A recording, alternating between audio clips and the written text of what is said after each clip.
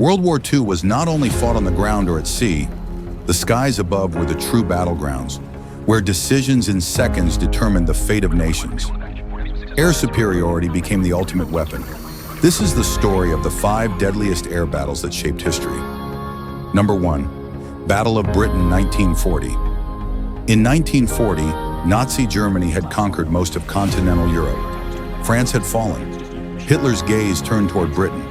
But before an invasion could take place, the Luftwaffe needed control of the air. The Royal Air Force, RAF, stood in their way. The battle began as the first major air campaign fought entirely in the sky. Germany deployed Messerschmitt Bf 109 fighters alongside Heinkel and Dornier bombers. Their objective was clear: destroy RAF airfields, radar stations, and fighter squadrons. Britain faced overwhelming odds, yet had 3 advantages. Advanced radar systems that detected incoming raids early, the Spitfire and Hurricane fighters. Agile and powerful in dogfights. Pilots of unparalleled courage, flying multiple sorties per day, often with minimal rest. The battle raged over cities, airfields, and open skies. Dogfights erupted constantly, bombs rained on London and other major cities, and the population lived under continuous threat. Germany's strategic shift to bombing cities gave the RAF critical time to regroup. British pilots regained control, and the Luftwaffe suffered irreplaceable losses. By the end of the battle, Britain had survived against all odds. The Battle of Britain marked Hitler's first major defeat, proving that air supremacy could make or break a nation. Number 2. Battle of Midway, 1942. Across the Pacific, the war looked different. The oceans were vast, and aircraft carriers became the ultimate weapons of war. After the attack on Pearl Harbor, Japan sought to destroy the U.S. Pacific Fleet completely. Midway Island became the decisive target. Through intelligence breakthroughs, the Americans intercepted and decoded Japanese plans. In just 4 days, U.S. carrier-based aircraft struck and sank 4 Japanese carriers, shifting the balance of power in the Pacific. The battle was a deadly chess match over open water. Pilots risked running out of fuel, facing enemy fighters, and ditching into the ocean. After Midway, Japan never regained full air superiority in the Pacific. The battle demonstrated that naval dominance now depended entirely on the skies above. Number 3. Air raids on Berlin, 1943 to 1945. Berlin, the capital of Nazi Germany, became the focal point of relentless Allied air campaigns. The goal was to destroy industry, communication, and morale at the heart of the Third Reich. The Allies adopted a twofold approach: day raids by American B-17 flying fortresses, night raids by British Lancaster bombers. The skies over Berlin were a maelstrom of destruction. Intense anti-aircraft fire, aggressive Luftwaffe interceptors, and the chaos of burning buildings below created an almost surreal battleground. Thousands of Allied bombers flew missions at extreme risk, facing staggering losses. The result was devastating. German production slowed, civilians were terrorized, and morale plummeted. These raids illustrated the sheer strategic power of air control. By consistently striking the enemy's industrial and urban centers, the Allies systematically weakened Germany from the sky down. Number 4. Strategic bombing of Germany, 1942 to 1945. Beyond the raids on Berlin, the Allies launched a broader campaign of strategic bombing against Germany.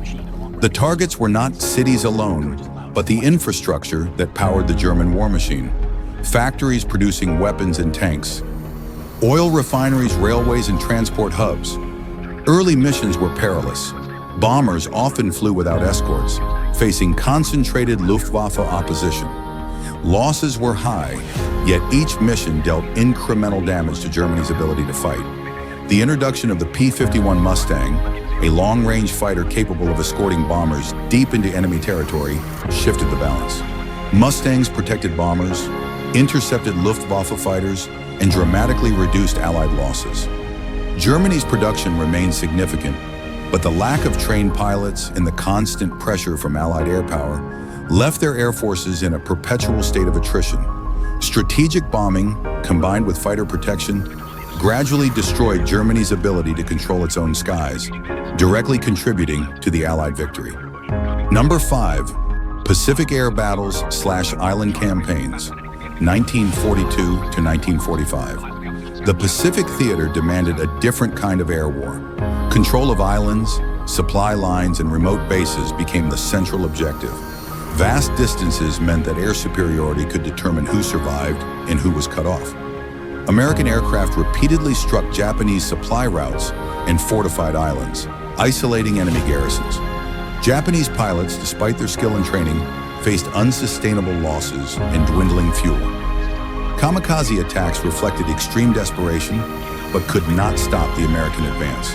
Gradually, Japan lost control of the skies, allowing Allied forces to dominate both air and sea operations in the Pacific. World War II pushed aviation technology faster than any prior conflict. Fighter planes became faster and more agile. Bombers carried heavier payloads. Radar, navigation, and communications systems advanced dramatically. Jet aircraft like the Me-262 made their first appearances, introducing a glimpse of post-war aviation. Yet technology alone did not win the war.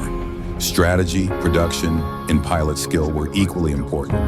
Allied forces combined these factors effectively, flooding the skies with numbers, coordination, and relentless pressure. By 1945, Germany lacked fuel and trained pilots. Japan's air forces were exhausted. Allied aircraft dominated the skies. Ground forces operated under the protective umbrella of air power. Every landing, invasion, and troop movement was shielded from enemy observation and attack.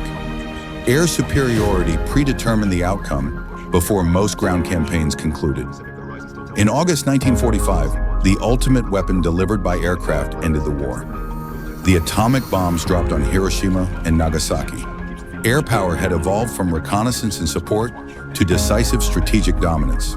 The skies now had the power to end wars in ways that armies alone never could. World War II was not won by a single battle, a single army, or even a single nation. It was won in the air.